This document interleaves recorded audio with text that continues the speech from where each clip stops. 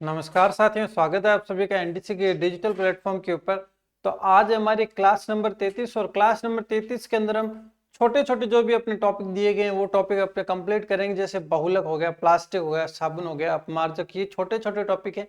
इन सभी टॉपिक को हम एक साथ में कवर करेंगे और साथ ही साथ में कुछ इंपॉर्टेंट जो फैक्ट वाले क्वेश्चन है वो क्वेश्चन भी इसके अंदर अपने जो है वो बात करेंगे। और जितने भी प्रश्न बनने की संभावना है सभी की सभी इस टॉपिक से रिलेटेड क्वेश्चन का समावेश जो है इस क्लास के अंदर किया गया है। तो चलिए फिर शुरू करते हैं। देखो, सबसे पहले हम इसमें बात करेंगे बहुलक के बारे में, फिर प्लास्टिक के बारे में, फिर साबुन के बारे में और अपमार्जक के बारे में।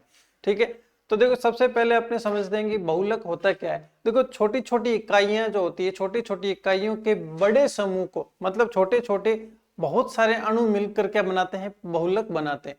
ठीक है, जैसे देखो यहां पर क्या दिया गया है, बहुलक या फिर सह बहुलक।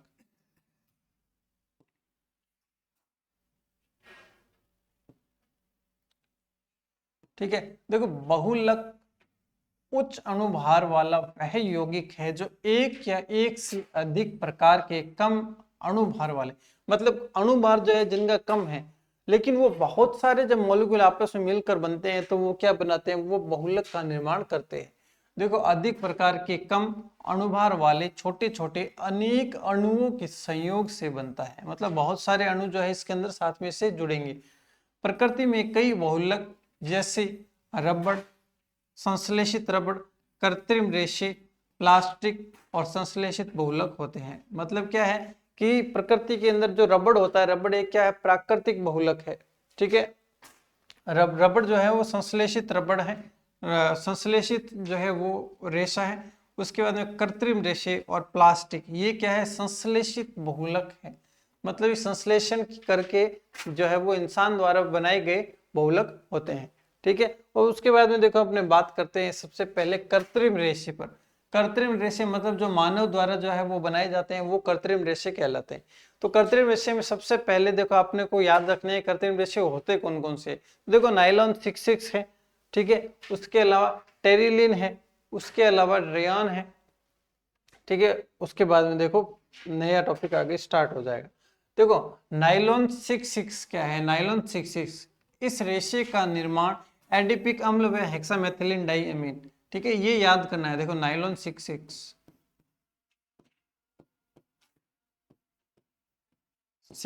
किससे मिलकर बनता है, एडिपिक एसिड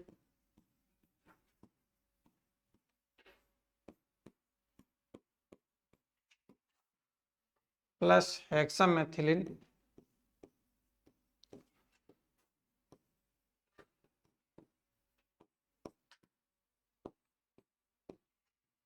डाई एमीन। देखो प्रश्न अगर इस टॉपिक से आएगा तो इसके कॉमन जो ये नेम होते हैं कि किससे मिलकर बनता है, यहाँ से पूरी पूरी संभावना रहेगी कि प्रश्न यहाँ से पुटअप हो जाएगा। तो अपने को ये जो हार्ड हार्ड नाम है, इन हार्ड नेम को जो है वो छोड़ना नहीं है, इनको कंफर्म ही याद करके ही छोड़ना है। ठीक है, देखो किससे बनता है, इसका निर्माण एडिपिक अम्ल व हेक्सामेथिलीन डाइअमीन की इकाइयों के संघनन से बनता है। संघनन मतलब इनसे मिलकर बना होता है। अभी देखो नाइलॉन 66 जो रेशा होता है इसका गलनांक उच्च होता है, मतलब जल्दी से पिघलने वाला रेशा नहीं होता। इसके रेशे क्या होते हैं, काफी मजबूत होते हैं। ये विलायकों में अघुलनशील होते हैं। देखो यहाँ पर अगर किसी चीज का गलनांक उच्च है मतलब आसानी से उसको गलाया नहीं जा सकता। गलाया नहीं जा सकता इसका मतलब वो क्या होते हैं, वो जो है उनको आसानी से घुलेंगे नहीं तो वो अघुलनशील हो जाएंगे। ठीक है, और साथ ही साथ में काफी मजबूत भी जो है वो संरचना बनाते हैं। नायलॉन 66 के बाद में सेकंड अपना नंबर जो आता है वो अपना क्या आता है, वो आता है टेरिलिन। टेरिलिन देखो ग्लाइकोल और टर्थियोलिक एसिड के मिलने से बनता है। किससे बनता है, देखो ग्लाइकोल, ठीक है, टेरिलिन। देखो एथिलीन,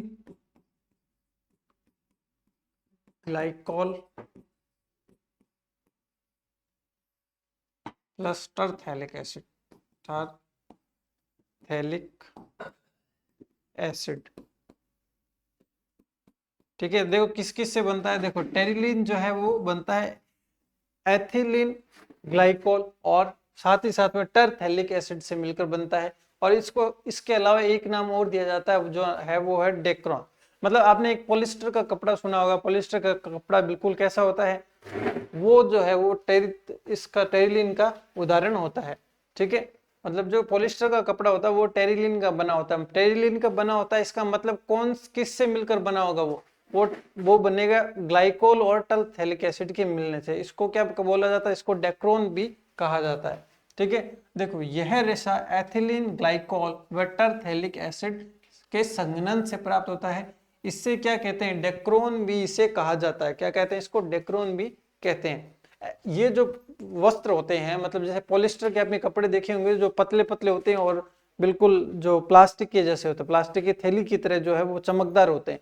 ये क्या होते हैं, ये चमकदार होते हैं और इनके अंदर सलवटें नहीं पड़ती और विज्ञान की भाषा के अंदर इसको डेक्रोन बोला जाता है। और इसका संश्लेषण अगर करना है तो ग्लाइकोल और टरथैलिक एसिड के मिलने से इसका संश्लेषण किया जा सकता है। देखो यहाँ पर दिया गया है, इसमें वस्त्रों के रेशे बनाए जाते हैं, इससे वस्त्रों के रेशे बनाए जाते हैं। इस रेशे से बने वस्त्र के अंदर सलवटें नहीं पड़ती है। तो सलवटें किसमें नहीं पड़ती है, पॉलिस्टर का कपड़ा होता है उसमें सलवटें नहीं पड़ती है। और उसके बाद में देखो थर्ड है रेयॉन। ठीक है, यह क्या होता है, पुनः निर्मित सेल्यूलोज है। ये किससे मिलकर बनता है, तो ये हम कह सकते हैं कि ये जो है वो सेल्यूलोज से मिलकर बनता है। इसका निर्माण कैसे होता है, सेल्यूलोज से मिलकर इसका निर्माण होता है। रेयॉन बनाने के लिए सेल्यूलोज को सोडियम हाइड्रोक्साइड हमने पिछले वीडियो के अंदर देखा था। सोडियम हाइड्रोक्साइड मतलब NaOH, NaOH मतलब कास्टिक सोडा। ठीक है, मतलब कि रेयॉन बनाने के लिए जो सेल्यूलोज होता है, सेल्यूलोज को किसमें, कास्टिक सोडा के अंदर भिगो कर रखा जाता है। इसके बाद में क्या होता है, इसके बाद में कार्बन डाइसल्फाइड में विलेकर, मतलब इसको भिगोने के बाद में अब उसको किस में डाला जाता है, उसको डाला जाता है CH2 के अंदर। CH2 मतलब कार्बन डाई सल्फाइड में विलय कर सेल्यूलोज का विलयन प्राप्त कर लिया जाता है। तो अपने को क्या याद रखना है, रेयॉन किससे मिलकर बनता है, तो सेल्यूलोज के से मिलकर बनता है। इसे किस में भिगोया जाता है, तो इसको कास्टिक सोडा के अंदर मतलब सोडियम हाइड्रोक्साइड में भिगोया जाता है। ये भिगोने के बाद में इसका क्या किया जाता है, उसके बाद में CH2 के विलयन के अंदर इसको विलयन प्राप्त कर लिया जाता है। मतलब कि ये दोनों आपस में मिलकर, मतलब सेल्यूलोज और NaOH मिलकर किसका विलयन तैयार करते हैं, ये विलयन तैयार करते हैं CH2 का, कार्बन डाइसल्फाइड में विलय कर सेल्यूलोज का विलयन प्राप्त किया जाता है। इस विलयन को महीन छिद्र से प्रवाहित किया जाता है। ठीक है, प्रवाहित करके तनु सल्फ्यूरिक अम्ल में छोड़ा जाता है। इससे रेयॉन के महीन रेशे बन जाते हैं। अपने को जो याद रखना है, इतना याद रखना है, रेयॉन कैसे निर्मित होता है, किसका पुनर्निर्मित रूप है, तो सेल्यूलोज का पुनर्निर्मित रूप है। ठीक है, ये इतना सा अपने को यहाँ पर याद रखना। अब देखो ये जो अपना था ये बहुलक का टॉपिक था। बहुलक के अंदर जो है अपने कितने बहुलक पढ़े, तो 3 बहुलक पढ़े। एक नाइलॉन 6 पढ़ा और उसके बाद में टेरिलीन पढ़ा और उसके बाद में हमने पढ़ा रेयॉन। तो रेयॉन किससे बनता है, रेयॉन जो बनता है वो बनता है सेल्यूलोज से। किससे बनता है, सेल्यूलोज से बनता है। ठीक है, और टेरिलीन कैसे बनता है, टेरिलीन बनता है, इसे डेक्रोन भी कहा जाता है और ये टरथैलिक व ग्लाइकोल एसिड से मिलकर बनता है। उसके बाद में नाइलॉन देखा, नाइलॉन कैसे बनता है, नाइलॉन 6 बनता है एडिपिक एसिड व हेक्सामेथिलीन डाइएमीन से मिलकर बनता है। तो ये इसका फॉर्मेशन जो है वो अपने को पता होना बहुत ज्यादा जरूरी है। उसके बाद में देखो हम किस पर आते हैं, प्लास्टिक के ऊपर। अब देखो प्लास्टिक क्या है, इसके बारे में अपने को जानकारी होनी चाहिए। तो प्लास्टिक वे पदार्थ होते हैं जिन्हें इच्छा अनुसार किसी भी आकृति में ढाला जा सकता है। मतलब एक बार के अंदर अगर समझाना हो तो प्लास्टिक वो चीज है जो जिसे इच्छा अनुसार हम ढाल सकते हैं।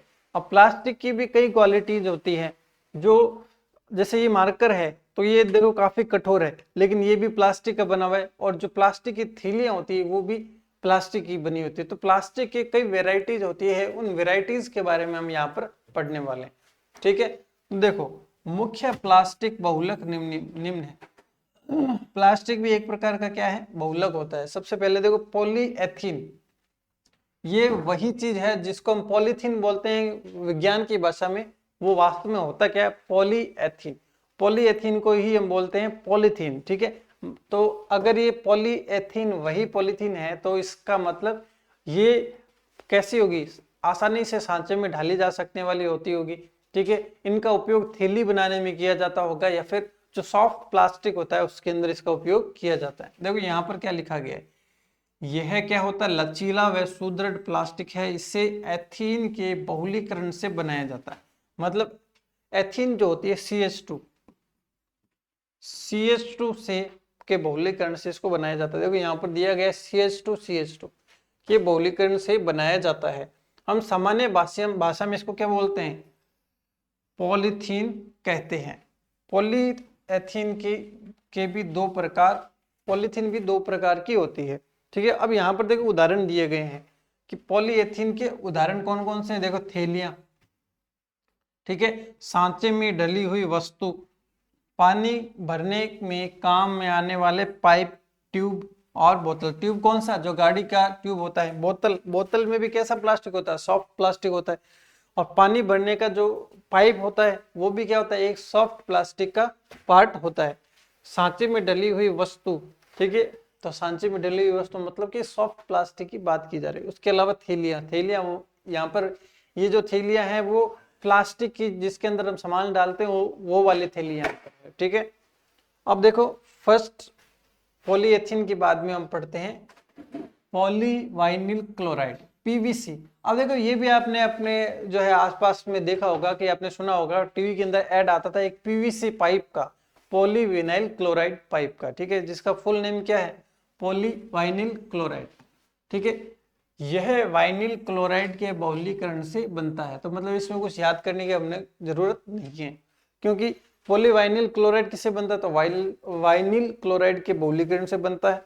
तो इसमें कोई भी चीज अपने को याद करने की जरूरत नहीं है, ठीक है। इसका उपयोग देखो कहाँ कहाँ पर इसका उपयोग होता है। देखो विद्युत रोधी परतें बनाने में, तो PVC पाइप जो होते हैं वो क्या होते हैं, वो दीवार के अंदर डालते हैं, लाइट फिटिंग के समय में दीवार के अंदर डाले जाते हैं। मतलब वो क्या करता है, वो विद्युत रोधी परत बनाने का कार्य करता है। तो देखो वो उपयोग यहाँ पर आ चुका है। उसके अलावा थैले जो होते हैं, थोड़े से कठोर तरह की प्लास्टिक के जो थैले होते हैं, वो बनाने के अंदर उपयोग किसका होता है, पॉलीवाइनिल क्लोराइड का उपयोग होता है, ठीक है। उसके अलावा देखो जूते, चप्पल, पाइप व खिलौने बनाने के अंदर इसका उपयोग किया जाता है, पॉलीवाइनिल क्लोराइड का उपयोग किया जाता है, ठीक है। उसके बाद में देखो हम बढ़ते हैं थोड़े और आगे, और उसके बाद में है ऑर्लोन। देखो ऑर्लोन क्या है, देखो इसे वाइनिल साइनाइड से बनाया जाता है। किससे बनाया जाता है, देखो सबसे पहले था पॉली एथीन था, ठीक है। इसको एथीन के बहुलीकरण से, एथीन के बहुलीकरण से, ठीक है।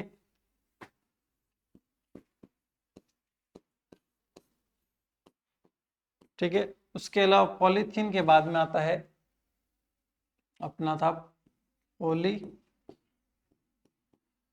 Vinyl chloride. तो इससे विनाइल क्लोराइड से बनाया गया था, vinyl chloride.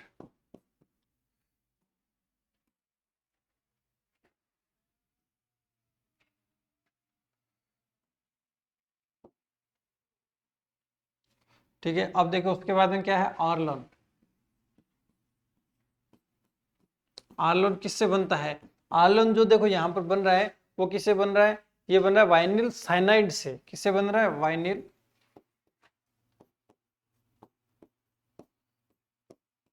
Cyanide, vinyl cyanide से जो है ऑर्लोन को बनाया जाता है। देखो इसे वाइनिल साइनाइड से बनाया जाता है, इससे वाइनिल साइनाइड या पॉलीएक्रिलोसाइनाइड, ये याद रखना है। पेपर में ये जो है प्रश्न यहाँ से पूछा जाता है कि पान किसे कहा जाता है, पान किसको कहा जाता है, ठीक है। तो पान कहा जाता है ऑर्लोन को। किसको कहा जाता है, ऑर्लोन को कहा जाता है, क्योंकि इसका नाम देखो क्या है, पॉलीएक्रिलोसाइनाइड भी इसको कहा जाता है, पॉलीएक्रिलोसाइनाइड। तो पी से पॉली का पी, एक्रिलो का ए और साइनाइड का एस, PAN बोला जाता है इसको, ठीक है। तो साइनाइड का यहाँ पर इन्होंने एस की जगह क्या लिया हुआ है, एन लिया हुआ है, ठीक है। पॉलीएक्रिलोसाइनाइड, इसे पान कहा जाता है। और इसका फॉर्मेशन कैसे होता है, विनाइल साइनाइड से इसका फॉर्मेशन किया जाता है। देखो इनका उपयोग कहाँ कहाँ पर है, एक तो स्वेटर के अंदर उपयोग किया जाता है, बॉथिंग सूट के अंदर किया जाता है, ऊन के अंदर किया जाता है। तो मतलब इसके अंदर किस टाइप के तंतु जो है वो आते हैं, वो आते हैं जो पतले पतले जो मजबूत रेशेदार जो होते हैं वो जो है आलन के अंदर आते हैं। मतलब कि जैसे स्वेटर है, स्वेटर के जो रेशे होते हैं वो कैसे होते हैं, मजबूत होते हैं और चमकदार प्रकार के होते हैं। बाथिंग सूट जो होता है वो कैसा होता है, वो भी एक मजबूत रेशे से मतलब कि आर्लन से बनता है। और ऊन जो है वो किसका हिस्सा है, आर्लन का, आर्लन से बनाई जाती है। उसके बाद में देखो पॉलीमेथिल मैथ एक्रिलेट, ठीक है। देखो इसे मैथ एक्रिलेट के बहुलीकरण से बनाया जाता है, तो इसमें अपने को कोई भी याद करने की जरूरत नहीं है, ठीक है। ये कैसे होते हैं, ये कठोर होते हैं, वे पारदर्शी होते हैं, इससे कारों के व लाइट के कवर बनाने में, आकर्षक शाइन पट बनाने में किया जाता है। मतलब जो पहली पॉली मैथ एक्रिलेट, देखो इसके अंदर शब्द क्या आ रहा है, मैथ आ रहा है। मतलब जिसको मैथ सब्जेक्ट आता है वो हमेशा चमकदार रहता है, हमेशा ही चमकता रहता है, ठीक है। तो यहाँ पर देखो कैसा है, यहाँ पर देखो पारदर्शी होता है, पारदर्शी मतलब चमकदार होता है। यहाँ पर चमकने वाली सारी की सारी चीजें बनती है। जैसे आपने घर के अंदर जो तिरपाल देखे होंगे, तिरपाल कैसे होते हैं, वो चमकदार होते हैं, ठीक है। कारों के ऊपर जो लगाए जाने वाले कवर होते हैं वो कैसे होते हैं, वो चमकदार होते हैं। तो मतलब कि कारों के लाइट के जो कवर बनाए जाते हैं, ठीक है, आकर्षक शाइन पट बनाए जाते हैं, जिसको अपने रेडियम बोलते हैं ना, जो रेडियम वाली पट्टियां होती है ना, वो वाली किससे बनती है, तो वो मैथ एक्रिलेट से बनती है। चमकदार याद रखना कि चमकदार जो शब्द है वो किसके साथ में, मैथ एक्रिलेट के साथ में। मतलब जहां पर मैथ एक्रिलेट आएगा वहां पर चमकने वाली चीजें, मतलब जो लाइट है, कारों के अंदर लाइट जलती है तो उस लाइट के कवर बनाने के अंदर, कहीं पर आकर्षक शाइन पट बनाने के अंदर उपयोग में लिया जाता है। अब देखो इसके उपयोग देखो, यह लेंस, रोशनदान, वायुयान की खिड़कियां आदि के कांच के रूप में प्रयुक्त किए जाते हैं। मतलब ये चमकदार जो चीजें हैं उसके अंदर जो होता है ना, प्लास्टिक जो होता है वो कांच जैसा जो प्लास्टिक होता है, मजबूत प्लास्टिक बनाने में काम में आता है। जैसे लेंस हो गया, रोशनदान हो गए, वायुयान की खिड़कियां हो गई, उनके कांच के रूप में प्रयुक्त किया जाता है। उसके बाद में देखो पॉलीस्टाइरीन, नाम क्या है, पॉलीस्टाइरीन। यह स्टाइरीन के बहुलीकरण से प्राप्त होता है। तो फिर से अपने को यहाँ पर कुछ भी याद करने की जरूरत नहीं है, ठीक है। यह स्टाइरीन के बहुलीकरण से प्राप्त होता है, ठीक है। अब इसके उपयोग देखो, किस किस में इसका उपयोग किया जाता है। बोतलों के ढक्कन बनाने में, छोटे रेडियो के कैबिनेट, रेफ्रिजरेटर के भाग और खिलौने, चाय के कप आदि बनाने के अंदर, ठीक है। तो इसका देखो बोतल के ढक्कन, मतलब ये एक कैसा है, पॉलीस्टाइरीन कठोर प्रकार का जो है एक रेशा है। कैसा है, कठोर प्रकार का एक प्लास्टिक है। जैसे बोतल के ढक्कन बनाने में, छोटे रेडियो के कैबिनेट या रेफ्रिजरेटर के भाग बनाने में, ठीक है, खिलौने बनाने में, जिसको अपने फाइबर बोलते हैं ना, फाइबर प्रकार का ये होता है फाइबर की तरह, ठीक है। कैसा, फाइबर कैसी होती है, कठोर प्रकार का प्लास्टिक होता है। कैसा होता है, कठोर प्रकार का प्लास्टिक होता है। जैसे रेफ्रिजरेटर के भाग बनाने हैं तो इसके अंदर कैसा प्लास्टिक लगेगा, कठोर प्रकार का प्लास्टिक यूज में आता है, ठीक है। उसके बाद में देखो कुछ इंपॉर्टेंट पॉइंट है, ठीक है। जैसे एक प्राकृतिक रबड़ जिसको बोला जाता है, ठीक है। तो प्राकृतिक रबड़ को लेटेक्स कहते हैं, ये याद रखना है, ठीक है। और यह आइसोप्रीन का बहुलक है, प्राकृतिक रबड़।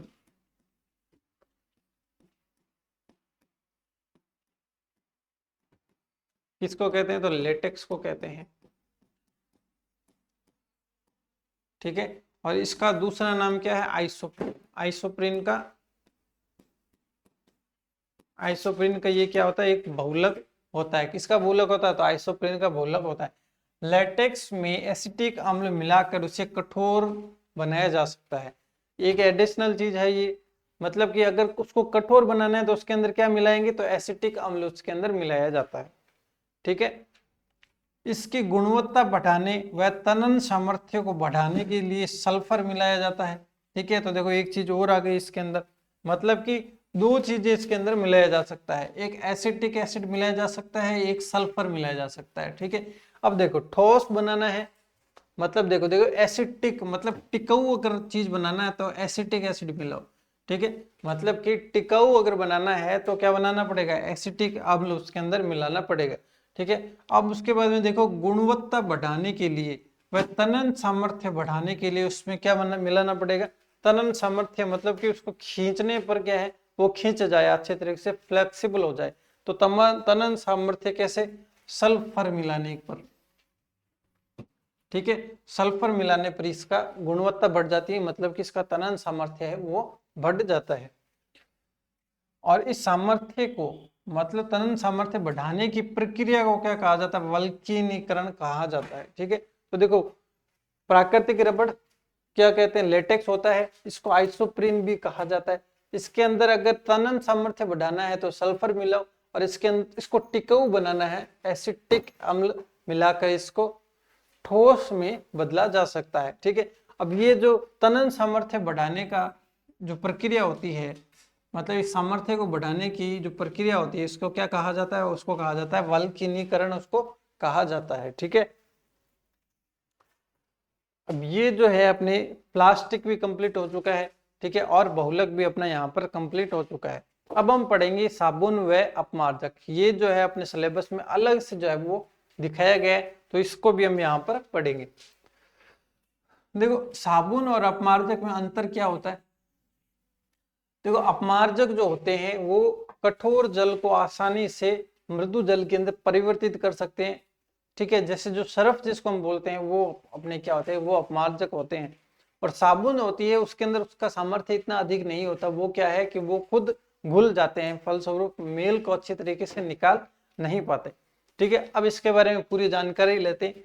देखो साबुन, साबुन क्या है, 12 से 18 कार्बन परमाणु वाले उच्च वसा अम्ल व ऑलिक स्टीरिक व पामिटिक अम्लों के सोडियम व पोटेशियम लवण होते हैं। तो प्रश्न पेपर में कई बार पूछा जाता है कि साबुन है, ठीक है, तो फिर अपने को कौन सा ऑप्शन सही करना है, सोडियम व पोटेशियम लवण। ठीक है, साबुन बने होते हैं सोडियम व पोटेशियम लवणों से मिलकर बनते हैं।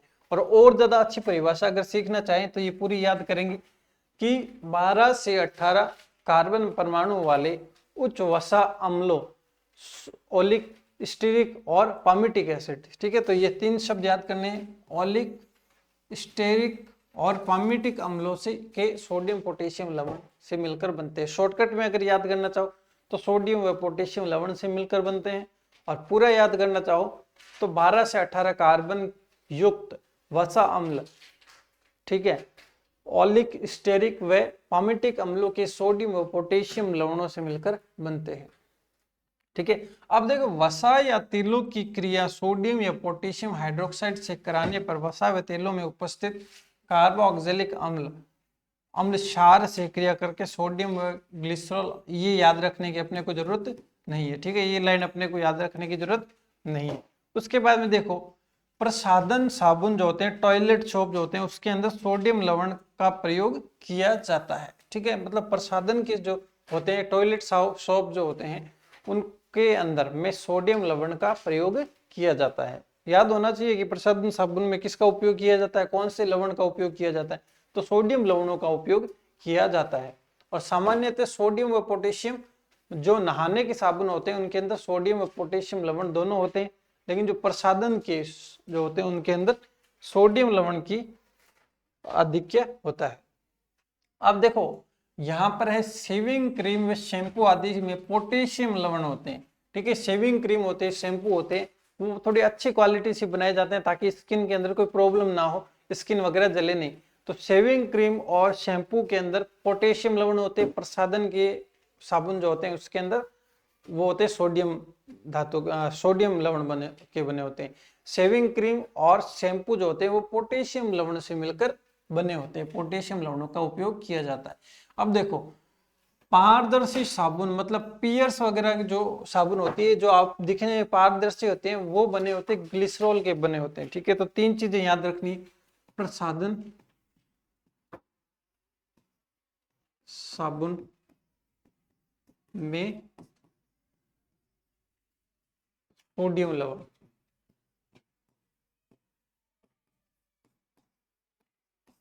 ठीक है, शेविंग क्रीम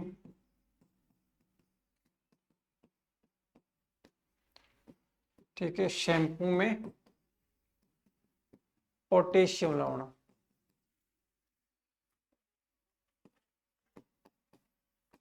ठीक है, और पियर्स जैसे पारदर्शी साबुन में पारदर्शी बने होते हैं ग्लिसरॉल के, ग्लिसरॉल ग्लिसरॉल से मिलकर बनते हैं।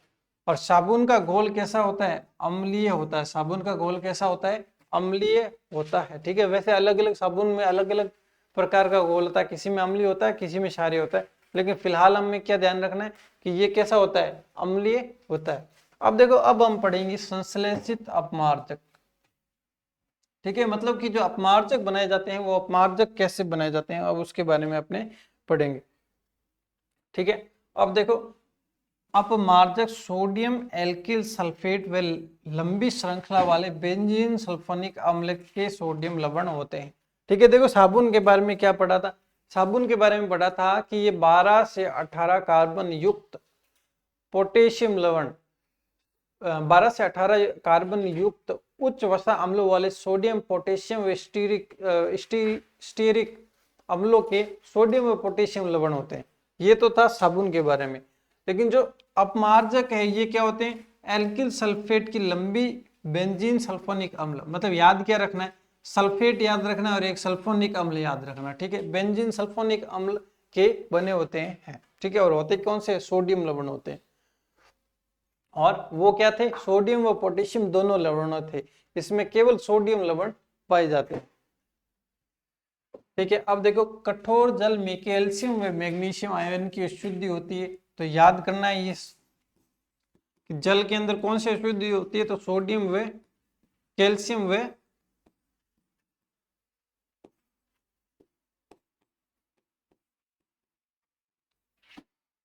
मैग्नीशियम। ठीक है, देखो अशुद्धि जो होती है वो कैल्शियम व मैग्नीशियम की होती है। ठीक है, जिससे साबुन क्या है? हटा नहीं सकता। जबकि अपमार्जक कठोर जल में उपस्थित कैल्शियम व मैग्नीशियम, देखो कैल्शियम व मैग्नीशियम आयन से क्रिया करके कैल्शियम व मैग्नीशियम के सल्फोनेट बना लेते हैं। ठीक है, सल्फोनेट बनाते हैं जो कि जल में विलय हो जाते हैं, वह कपड़ों की अशुद्धि पानी में रह जाती है और कपड़े साफ हो जाते हैं। तो याद क्या रखना है? याद सिर्फ एक चीज रखनी है कि इसके अंदर अशुद्धि किसकी होती है? तो कैल्शियम व मैग्नीशियम की इसके अंदर अशुद्धि होती है। और होते क्या है? खुद होते हैं सोडियम लवण होते हैं। और साबुन क्या थी? सोडियम व पोटेशियम लवण दोनों होती है। ठीक है, अपमार्जक केवल सोडियम लवण होते हैं और कैल्शियम व मैग्नीशियम आयन की अशुद्धि को वो क्या कर देते हैं? पानी के अंदर घोल देते हैं।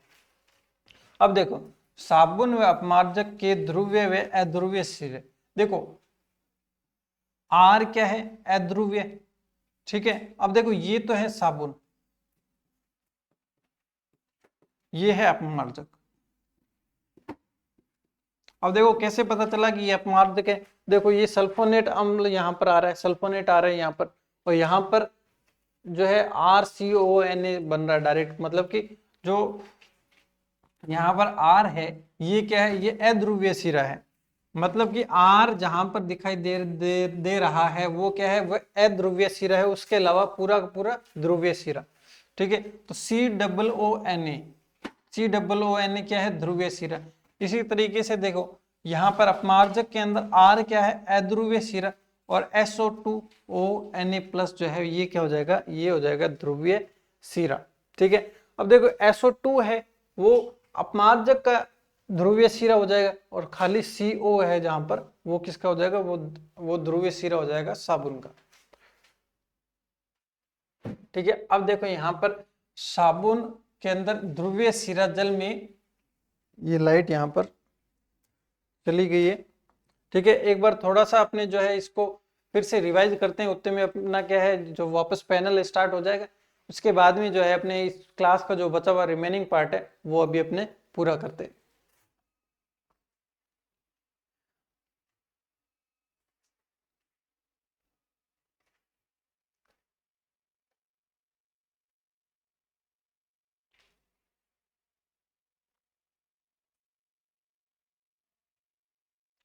देखो आगे आने वाले कुछ 5-7 क्लासों के अंदर जो अपना फिजिक्स वाला पार्ट है, ये पूरा पूरा पार्ट जो है वो कंप्लीट होने वाला है।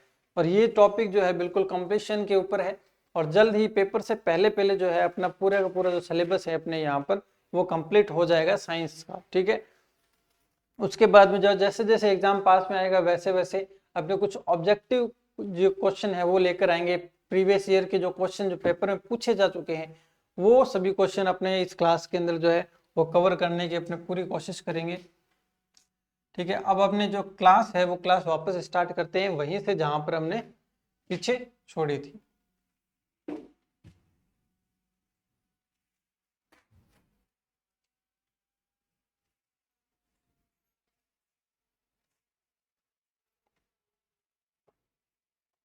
देखो ध्रुवीय सिरा जल में विलय होता है, मतलब जो ध्रुवीय सिरा होता है वो जल में विलय होता है। अब देखो पहले सबसे पहले अपने याद कर लेते हैं कि अध्रुवीय सिरा कौन सा था। अध्रुवीय सिरा जो था ये दोनों में आर आर वाला था। ठीक है, और ध्रुवीय सिरा देखो पहले साबुन में था COO -Na+। ठीक है, और अपमार्जक के अंदर जो था वो था SO4 3- वाला। ये देखो SO2 वाला। ठीक है, SO2 Na वाला जो पार्ट था ये अपना क्या था, ध्रुवीय सिरा था। ठीक है, अब देखो ध्रुवीय सिरा जल में विलय होता है, मतलब जो ये ध्रुवीय सिरा होता है ये दोनों ये जल में क्या होते हैं, विलय होते हैं। वे अशुद्धि को भी जल में घोलते हैं। ठीक है, अशुद्धि को भी जल में घोल देते हैं। उसके बाद में देखो साबुन के अध्रुवीय भाग को पूंछ भाग कहते हैं। पूंछ भाग मतलब पूंछ भाग इसको बोला जाता है। ठीक है, ध्रुवीय भाग के शीर्ष भाग कहते हैं। देखो ध्रुवीय भाग जो होता है वो ध्रुव कहाँ पर होते हैं भाई, अपने नक्शे के अंदर अपनी धरती के ऊपर ध्रुव कहाँ है, शीर्ष पार्ट पे है या फिर बिल्कुल नीचे वाले पार्ट पर है। तो शीर्ष पार्ट को क्या कहते हैं, ध्रुवीय भाग जो है वो शीर्ष भाग उसको कहते हैं। साबुन की अपमार्जन क्रिया में मिशेल का निर्माण होता है। शुष्क धुलाई में उदासीन अपमार्जक काम में आते हैं, इन्हें ही क्या कहते हैं, प्रतीय साबुन कहते हैं। ठीक है, मतलब शुष्क धुलाई जो की जाती है उसमें क्या है, उदासीन अपमार्जक काम में लिए जाते हैं। टूथपेस्ट में ऋणायनिक अपमार्जक काम में आते हैं। तो ये चीज अपने को ध्यान रखनी कि टूथपेस्ट है उसमें भी अपमार्जक काम आते हैं, लेकिन कैसे, ऋणायनिक जो अपमार्जक काम में आते हैं, धनायनिक, क्योंकि धनायनिक अपमार्जक महंगे होते हैं इसलिए इसमें ऋणायनिक अपमार्जक काम में लिए जाते हैं। ठीक है, उसके बाद में देखो कुछ इंपॉर्टेंट पॉइंट है, इन इंपॉर्टेंट पॉइंट को भी अपने को क्या रखना है, ध्यान में रखना है। देखो आर्लोन को क्या पढ़ा था हमने, पान पॉली एक्रिलोनाइट्राइल या योगात्मक रेशा भी कहते हैं। इसको क्या कहते हैं, योगात्मक रेशा कहते हैं। भाई कैसे कहते हैं योगात्मक रेशा, देखो आर्लोन है, यहाँ पर क्या है पान, आर्लोन को पान बोला जाता है, इसे पॉली मैथ एक्रिलेट बोलते हैं और योगात्मक रेशा कहा जाता है। अब देखो PMMA पम्मा का पूरा नाम क्या है, पॉली मैथिल मैथ एक्रिलेट। ठीक है, पॉली मैथिल मैथ एक्रिलेट का पूरा नाम क्या है, PMMA। प्रथम संश्लेषित रेशा, ये याद रखना है, प्रथम संश्लेषित रेशा कौन सा था, तो विस्कोस जो है वो प्रथम संश्लेषित रेशा था। जिगलर नाटा उत्प्रेरक किसको बोलते हैं, देखो C2H5 का 28 Al+ TiCl4 जिगलर नाटा।